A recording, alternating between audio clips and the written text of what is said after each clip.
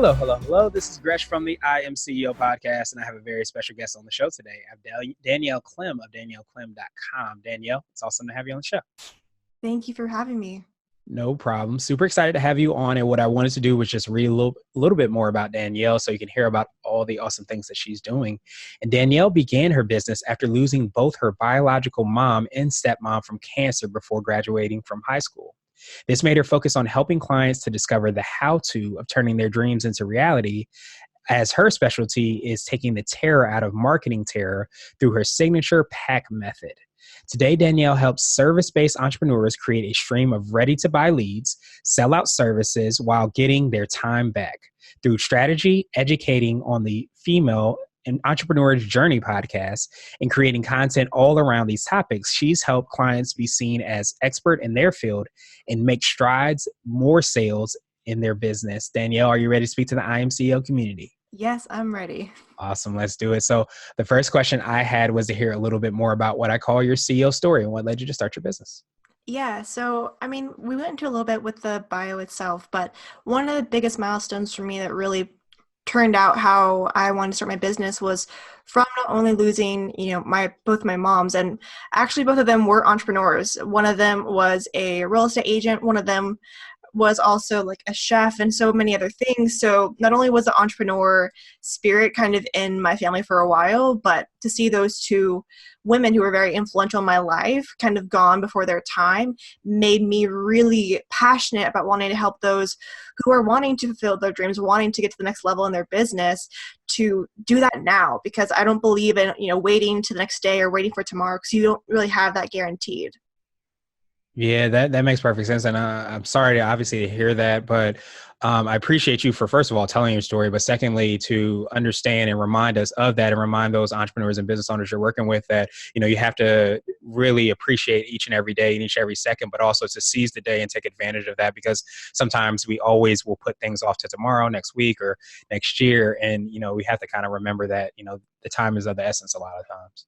Yeah, I find that with entrepreneurs, especially with clients that I have, they're so passionate about what they do and they really want to help people, but they can almost get in their own way. You can go into analysis paralysis, perfectionist mode, which makes you really procrastinate on what you want to go forward with. So I find that usually the people who are the higher achievers can also have the same trait of procrastination or, wanting to be perfect before it gets laid out. And I'm really trying to help re-educate people that it doesn't have to be perfect for it to convert. And that's one of my biggest things that I tell my clients. I love that. It doesn't have to be perfect in order to convert. That's a great reminder. And I wanted to drill down a little bit deeper. So I know you touched on a little bit. Can you tell us how you support the clients and some of the things you do to help support them? Yeah, so when I first started my business a couple years back, I started with mainly just website design and graphic design. And I realized that clients would come to me and they'd want to have their website done, but they wouldn't have something like an email list. They wouldn't have a freebie. They wouldn't have the things that can actually help their business to grow. It was more like just having an online billboard. And I found that, okay, I need to make sure that my clients get serve the best they can. So over the years, I've kind of moved more into marketing space. And as of now, I've really helped my clients with growing a similar funnel that's automated for them as well as ads. So I really try and teach not only about conversion marketing, but also how to infuse that into stuff like Instagram, into podcasting, because I think we should, which is always like the phrase nowadays, work harder, not smarter. But I believe it's work harder, not smarter or longer. Yes. That makes perfect sense, because you only understand just like you only have a certain period of time. So you want to make sure that you aren't working long either, because that's important to kind of bring that in. But I wanted to ask you for what I call now like your secret sauce. And this could be for you or your organization, but what do you feel kind of sets you apart and makes you unique? Yeah, so you mentioned it in the bio too, where I have something called the PAC or P.A.C Method. And I developed it because what I noticed from my clients or even my audience members, they kind of fall into one to three missing links in their marketing, which is positioning, attraction, or conversion. And without all of these three kind of playing in harmony, it's really hard to grow to the level that you want to get to. And positioning would be messaging, your content, the copy that you write, basically the language in which your ideal clients can say, I love this person, I want to learn more, or I don't really want to. Attraction, which is more of that strategy around like actually bringing in leads, bringing in followers, bringing in a new audience. And then conversion, which is obviously nurturing those clients, nurturing those leads to become just like your loyal people, your paid clients, and so forth. Nice. And I love the acronym, as we talked about a little bit offline, or where that comes from. And I think that's great to remember, because all those, different aspects do play a part in terms of like building a successful business. Is that correct to say? Oh, yes, especially online, because like you said, I love the question about secret sauce, because nowadays, most industries, you have to have something that makes you stand out. And for me, that's where the positioning, the P comes that's why I have it the first thing, because what happens is people go straight to attraction or conversion without having their messaging or language correct. And it's not going to convert as well, because you're not really hitting the exact pain points or desires that your ideal client, has. Right. That makes sense. It's like you're bringing all those, bringing, I guess, all the people to whatever you're creating, but you have no idea if that even helps them. Would that be Mhm. correct to say, or if that's even the right fit for them? Yes, exactly. This is something that I try and give an example for a lot when I'm teaching this. So if you were a health coach of sorts, let's say you're a health coach and you just specialize in health versus a health coach who specializes in binge eating and you just talk about binge eating, their problem, the person who's going to look for someone, if they're a binge eater, they're going to go immediately to you, they'll know exactly like, this person can help me. And there's just a higher chance of them actually becoming a client versus just saying you're a health coach. Again, no problems towards health coaches whatsoever. But again, it's that special sauce, that specialization that can really help you. Yeah, that's a great reminder, just to make sure that you're always drilling down, because if you can basically paint a picture of exactly who you want to target, and everything is positioned in a way in order to do that, then when you start to do the A and the C, then all of a sudden you have a successful business. Exactly. Nice, nice, nice. And I wanted to switch gears a little bit and ask you for what I call a CEO hack. And this might be an app, a book, or a habit that you have, but it's something that makes you more effective and efficient. Yeah, so I would say, going back to positioning, like with content, I find a lot of people really struggle when it comes to writing good content or learning like how to do that and how to schedule it. And without going into too much strategy, one of the resources that I love so much, especially for Instagram, is later.com. I don't always auto schedule my stuff, but something really cool with that area, if you're really trying to not spend so much time on social media, is you can actually schedule out stories on there too, as well as posts. So for those who are wondering, okay, I don't want to spend all my time on Instagram, then I would really look into using that. You can also put in Pinterest to schedule for, Facebook, and so forth. And I just believe that when it comes to social media right now, the more we spend on there could be beneficial, but usually if we're on there longer than an hour or so, we're probably not really doing work all the time. All right. Yeah, a lot of times those social media platforms are built to keep you there. So, like you Mhm. said, if you go past that hour, then that definitely helps out. But no, I love that, because a lot of times, there's ebbs and flows in business. Sometimes you're super busy for a certain period of time, but if you're able to go out and you're able to schedule those things in advance, you can always go back and update from here to here. But at least you have some consistent posts kind of going out. Exactly. And something that I love about Later as well is something that I've been getting better at and having my VA do is people forget that you can repurpose your content. People always think like your content, your social media, whatever, it's a one and done post, which is not true, because if it's one topic, let's say around coconuts, you can try and go 5,000 different ways on that. And I just find, again, it's working smarter, not harder. So it's really trying to repurpose some of your stuff as well. So you don't constantly have to wake up each day wondering, okay, what do I write today? Okay, what do I need to write today? And so forth.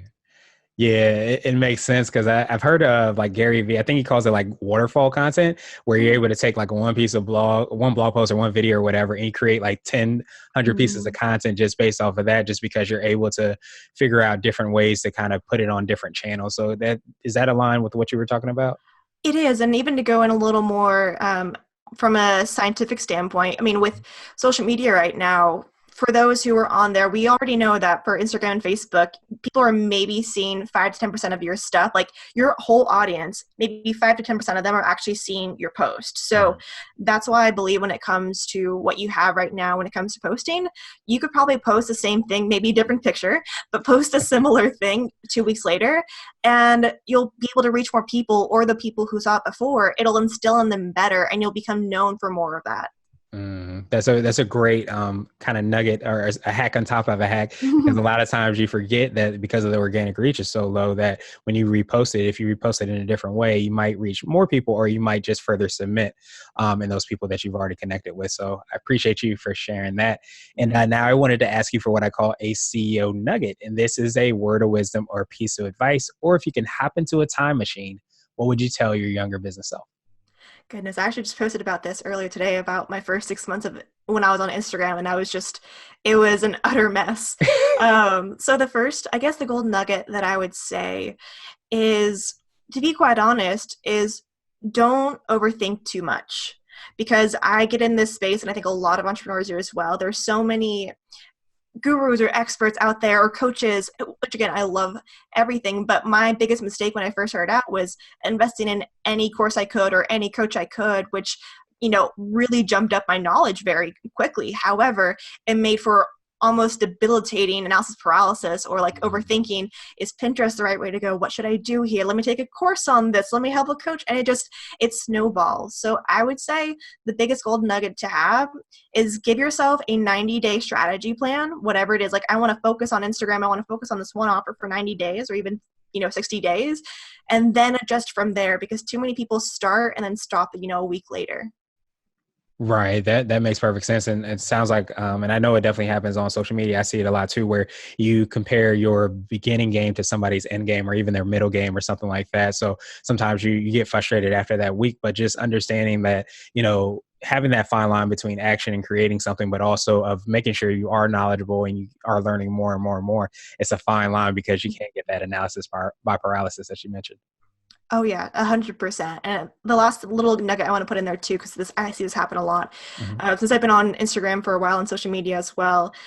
Really try the best you can to not look at vanity metrics like the follower numbers, because I've talked to a lot of people who have 28,000 followers, 130,000 followers, and to them, they look at me as a conversion expert, as the Instagram expert, even though they have more followers, because they're not converting them. So I want you to really, when you guys look at other people, see what is something unique that they might not have, or what is that person that you bring to the table. Because I work with people who, have thousands upon thousands of more followers, but because I work in this one specific area, I'm the expert to them, and so can you be. So just want to put that out there for everyone.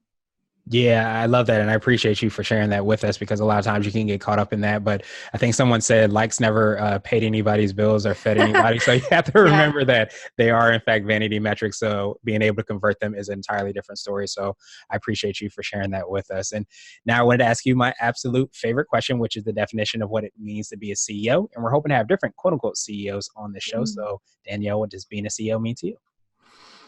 The first thing that came to mind when I read that was, it's being in charge, taking charge of your life and responsibility. Because I find that what happened to me when I was becoming more of an entrepreneur versus CEO, because I do believe like they can somewhat be a little bit different. CEOs, you are responsible and you take charge of, every aspect of your life to make it and enhance it the best you can.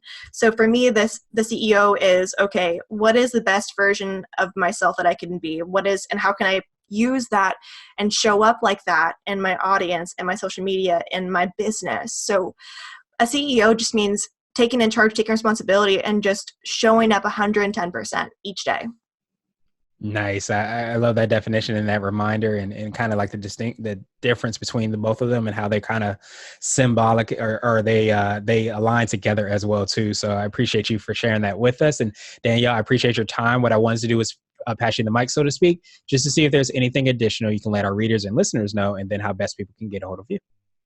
Yeah, so if you guys have not noticed yet, I'm usually on Instagram, so you can find me there mostly at I am Danielle Clem. But I want to say, for additional stuff when it comes to, let's say, social media and Instagram, the last thing I'd want to say for everyone out there is, really, especially if you're using it for business, make sure to check your insights. And this is something that you might hear here and there, but I find the difference between entrepreneurs and CEOs, entrepreneurs get really caught up in the idea, in the idea creation phase. CEOs, they know their numbers, they know their metrics. And I find that entrepreneurs can sometimes forget that. So I would say really double check what posts are doing well for you, what has gotten you the most reach and engagement, and start to create posts around that. Because people ask, what do I create content on? you actually already know. You just got to check your insights. There you go. That makes perfect sense. It's all about, understanding the strategy and acting on that strategy as well too. So Danielle, I truly appreciate you again, and we'll make sure to have all your information as well in the show notes so that everybody can follow up with you. But I hope you have a phenomenal rest of the day. Thank you so much.